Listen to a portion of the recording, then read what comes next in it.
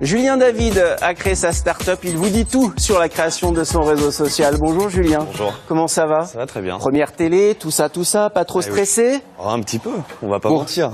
Bah non, mais c'est normal parce qu'en même temps, vous avez une petite pression. Vous êtes en train de créer un nouveau réseau social. Alors, on connaît Twitter, Facebook, Instagram, etc. Comment est née l'idée dans votre tête de créer une start-up, une entreprise innovante et un réseau social? Comment on se lève le matin en disant j'ai une idée? On se lève pas vraiment le matin. J'étais dans les conditions, dans le besoin en fait, tout simplement. Et c'est avéré, quand je suis arrivé à Limoges, je connaissais vraiment personne. Du coup, pour se faire des amis, quand on arrive dans une nouvelle ville, l'emploi est pas forcément fixe. Donc du coup, on est amené à aller dans différentes villes. Et donc le but, c'était d'essayer de se faire des amis, de se faire des proches via des mêmes passions. Et on pouvait pas le faire, on pouvait le faire, mais fallait payer. On n'offrait pas en fait ce type de service. C'était pas gratuit. Sur Internet, je parle.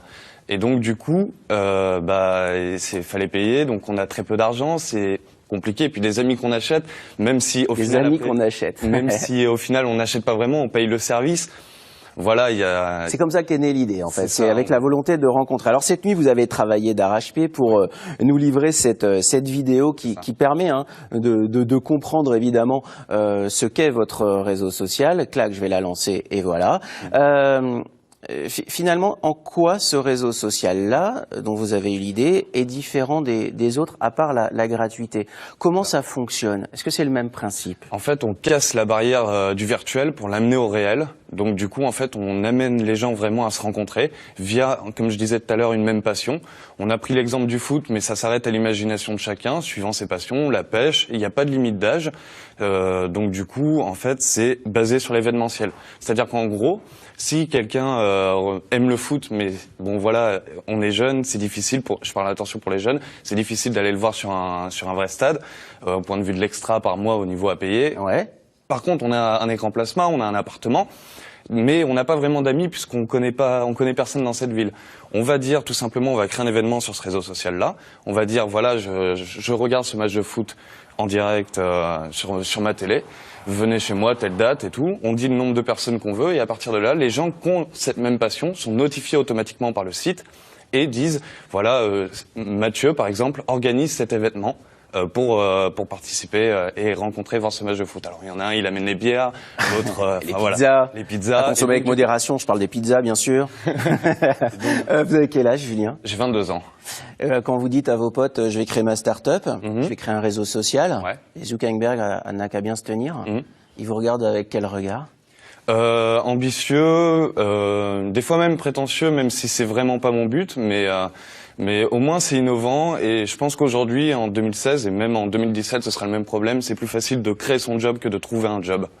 Donc du coup voilà. C'est un bel exemple. L'idée de créer une start-up et donc de fonder ce réseau social-là à Limoges, en Limousin, est-ce que c'est plus facile de le faire ici que de le faire à Paris où les startups finalement n'arrêtent pas de fleurir à tous les coins de rue? Alors c'est plus facile ou c'est plus compliqué finalement? Alors non, c'est pareil, l'avantage c'est qu'on est très basé sur internet, donc qu'on soit à Limoges ou à Paris, c'est juste en termes de communication, je pense que c'est beaucoup plus facile d'être à Paris.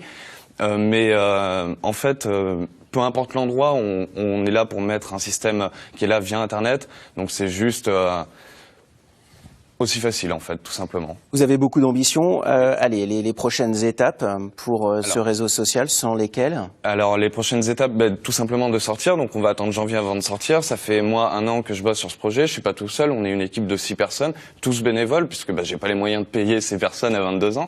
Donc du coup voilà. C'est de sortir en janvier si tout se passe bien, si notre financement avance et réussit quoi. Ça, c'est plutôt une bonne nouvelle. Ce sera donc en janvier. Finalement, vous êtes parti d'une expérience empirique, c'est-à-dire se faire des potes. Voilà. Ça, c'était votre point de vue à vous. C'est aussi celui de votre génération, c'est-à-dire que les réseaux sociaux, on peut être ami avec tout le monde, un peu n'importe qui parfois. Là, c'est ciblé. C'était une demande. Vous avez ressenti une demande aussi de la part de vos potes? Alors oui, clairement.